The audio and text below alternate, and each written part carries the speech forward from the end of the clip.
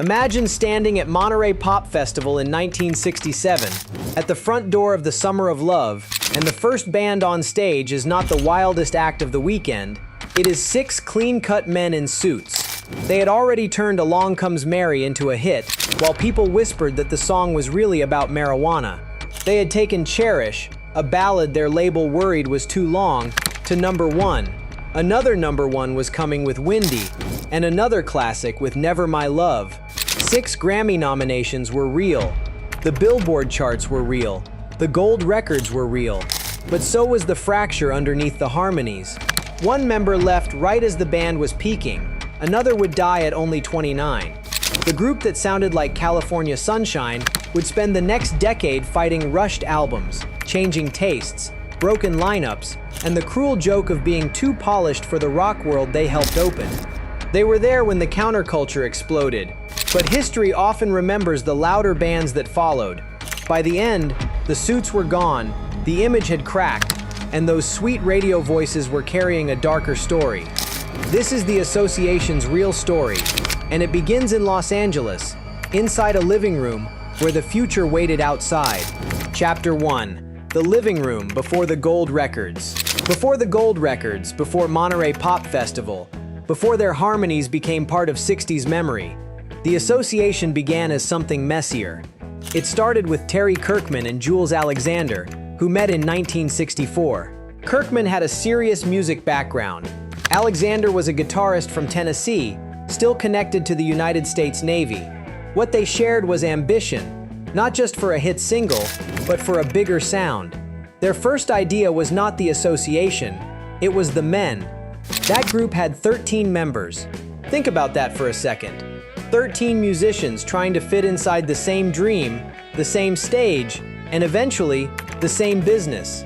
It was less like a normal pop group and more like a musical experiment trying to become a career. For a short while, it worked. The Men became the house band at the Troubadour in Los Angeles. But a 13-member band is a traffic jam with microphones.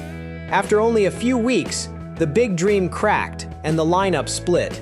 Most stories like that end right there. This one got smaller, and that saved it. 6 members remained and became the Association. The name came from Judy Kirkman, Terry's wife. No thunderbolt, no wild myth, just a suggested name that stuck.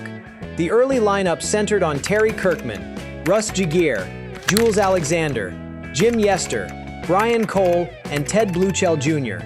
They did not have one obvious superstar standing out front. That was the point. Their weapon was the blend.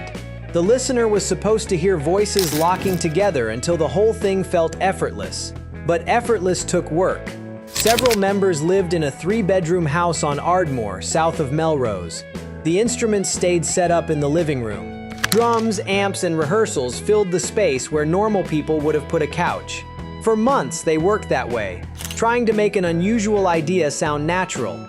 Later, people would mistake polish for ease. They would hear the finished records and assume the band had been manufactured smooth. The truth was better. The sound was built through repetition, close listening, and living close enough to each other that music became part of daily life. Their roots came from experimentation, but their future would depend on radio singles. They were chasing something artful, yet the industry was about to ask for something simpler, another hit. And then another. Chapter 2. The hit nobody could fully explain. The first records did not make them famous. Their first single, Babe, I'm Gonna Leave You, came out on Jubilee and went nowhere. Then came One Too Many Mornings, a Bob Dylan song recorded for Valiant Records. Well, you know, I'm gone. Turn my head back to the room where my loving eyes lay. That one got local attention in Los Angeles, but local attention is not a national career. The band was close. They had the sound, the work ethic, and a fan club reportedly above 10,000 members. Still, the country did not know them yet. Then Along Comes Mary arrived. But not least, the largest single component in the machine, and elongated fluting. Written by Tandon Almer, Along Comes Mary was not a simple love song. The words came fast, the melody kept shifting, and the record sounded bright while also feeling slippery, as if a private joke was hiding inside it. That private joke became the controversy. Listeners began wondering whether Mary meant marijuana. Some heard a coded drug song underneath the harmonies. Others heard a clever pop record with unusual phrasing. Either way, the rumors gave the association something their clean image needed: danger, not leather, feedback, or smashed hotel rooms. Something stranger. They looked safe enough for television, but their first real hit came with whispers attached. Parents could hear the harmonies. Teenagers could hear the wink. In 1966, Along Comes Mary became the band's breakthrough and reached number 7 on the Billboard Hot 100. But for the association, it was not the finish line. It was the door opening. The next record made them much bigger. Cherish was written by Terry Kirkman, and on the surface,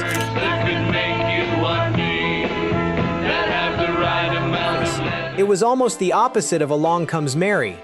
Where Along Comes Mary felt quick and sly, Cherish felt open, romantic, and painfully sincere. The arrangement leaned into the group's greatest gift, with voices rising together until the word "cherish" felt less like a lyric and more like a promise. The label had doubts.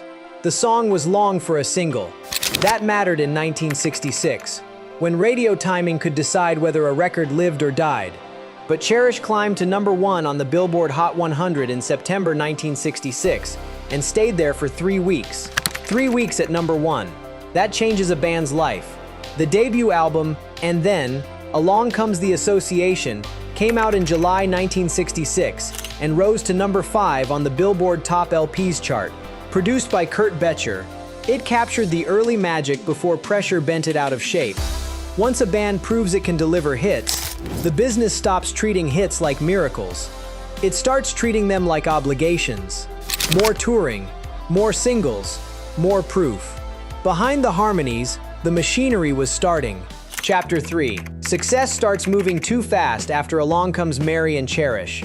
The association should have been able to breathe. And gaze into your eyes. To touch you, place your hand and gaze into your eyes. Instead, they had to follow themselves. That is one of the cruelest jobs in pop music. A band spends years trying to get one real shot, and the moment it works, everyone wants the second miracle on schedule. Not when the songs are ready. Now, by late 1966, they had a top 5 debut album, a number 7 single, and a number 1 single that stayed at the top for 3 weeks. The public expected them to keep sounding effortless. Effortless was becoming expensive. Their second album, Renaissance, arrived in November 1966. Run to tell you lies. I won't always be here. Only a few months after And Then Along Comes the Association. It was produced by Jerry Yester, the brother of Jim Yester, and it carried the burden of proving the band was not just a 2-hit accident. That burden was heavy. Renaissance had moments of imagination, but it did not give them another Cherish. The single Pandora's Golden Heebie-Jeebies reached number 35, which would have been respectable for many groups. Seen the calm before the storm, and then the fight. For a band that had just been sitting at number 1, it felt smaller. The problem was not talent, it was timing, pressure, and the brutal speed of the mid-60s record business. They had gone from rehearsing in a living room to becoming a national act expected to tour, record, promote, and keep producing hits. And then the lineup cracked. In 1967, Jules Alexander left the band. That mattered. Alexander had been there with Terry Kirkman at the beginning, back when the idea was still the men. His exit came while the group was still climbing, and it made the success story feel unstable. Larry Ramos stepped in after Alexander's departure. He came from the New Christie Minstrels, and he brought serious experience. Ramos had performed since childhood and could play ukulele, banjo, guitar, and bass. On paper, he was exactly the kind of musician who could steady a group built on precision. Still, his arrival proved what the public rarely sees. Even at the peak, the association were replacing pieces while trying to keep the machine shining. There was no pause button.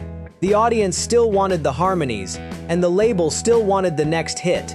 Nothing looked broken from the outside. The records were on radio, the suits looked sharp, and the voices landed cleanly. But smooth is not the same as stable. They were about to open Monterey Pop Festival. They were about to score another #1, and somehow, they were also about to become yesterday's idea of the future. Chapter 4. Monterey, Windy, and the Peak that hid the cracks. In 1967, the association stepped onto one of the most famous stages in American rock history. They opened the Monterey International Pop Festival. That should sound bigger than it usually does. Monterey became one of the great symbols of the Summer of Love. History would remember the wilder acts, the heavier guitars, and the artists who looked like the new world arriving.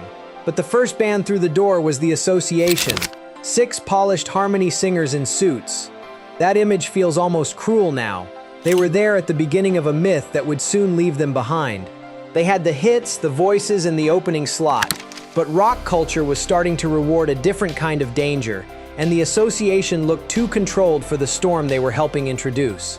Still, the music was not fading yet. Windy, written by Ruth Ann Friedman, became another #1 single for the group.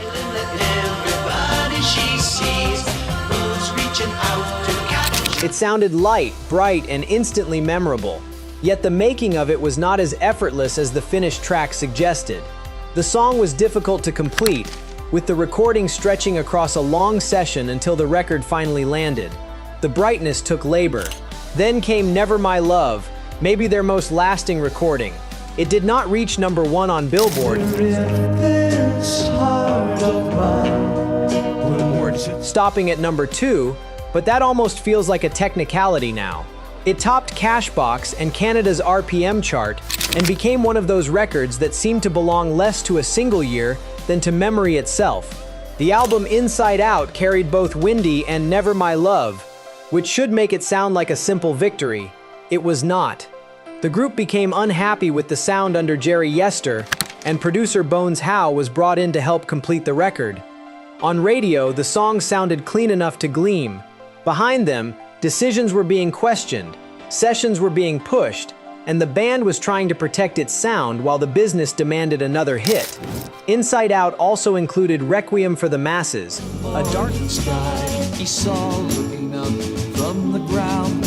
a darker piece that opened with Gregorian chant and reached toward social commentary. It was not the simple sunshine image people pinned on them. That song proved the Association had more range than their soft-focus legacy suggests. But image can become a cage. By 1967, they had #1 records, a Monterey opening slot, and Grammy recognition around them.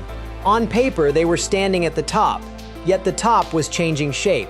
The new rock world wanted volume, edge, rebellion, and sometimes chaos. The Association's danger was quieter.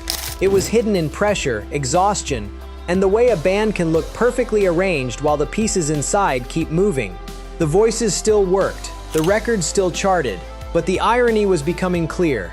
At the exact moment they reached their widest visibility, they were also becoming easier for the new rock crowd to dismiss.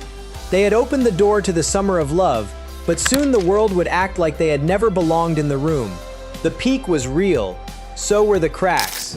Chapter 5. Too soft for the new rock world. By 1968, the Association could feel the ground moving. The same polish that helped them conquer radio was becoming a problem. Earlier, those clean harmonies made them stand out. Now the rock audience was hardening. The late 60s wanted heavier sounds, louder statements, rougher edges, and artists who looked as if they might burn the stage down. The Association did not look like that. They looked controlled. They sounded arranged. Even when the music had teeth, the image still came wrapped in discipline. That did not mean the band lacked ideas, but perception can be merciless. Once an audience decides a group is soft, every new move has to fight the old picture. Their 1968 album Birthday moved toward a heavier sound,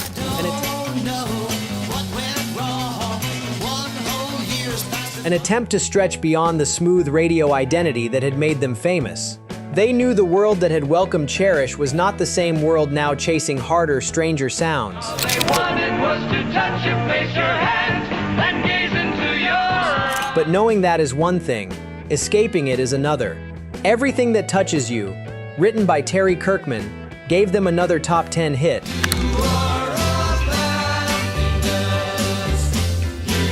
Proving they could still reach listeners. It had the emotional lift that made their best records feel almost weightless.